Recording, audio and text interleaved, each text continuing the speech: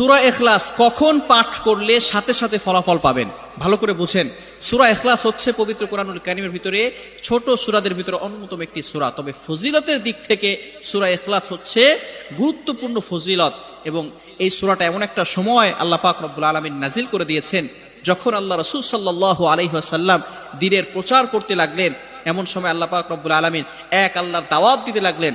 তখন কাফেররা আল্লাহ রাসূল সাল্লাল্লাহু আলাইহি সাল্লামকে কোশ্চেন করলো যে মুহাম্মদ, তুমি তো এক আল্লাহর দাওয়াত দাও, আমরা তো কোটি কোটি দেবতার পূজা করি, তারা আমাদের সমস্যার সমাধান করতে পারে না। তুমি যে আল্লাহর দাওয়াত দাও সেই আল্লাহ কয়জন এবং সেই আল্লাহর সন্তান আছে কিনা? সাথে সাথে আল্লাহ পাক রব্বুল আলামিন এই কাফেরদের প্রশ্নের উত্তরে আল্লাহ রাসূল সাল্লাল্লাহু আলাইহি সাল্লামের কাছে এই সূরাটি নাজিল করলেন, কুল হুয়াল্লাহু আহাদ আল্লাহুস সামাদ লাম ইয়ালিদ ওয়া লাম ইউলাদ ওয়া লাম ইয়াকুল লাহু কুফুয়ান আহাদ। আল্লাহ পাক রব্বুল আলামিন এক, অদ্বিতীয়, এবং আল্লাহ পাক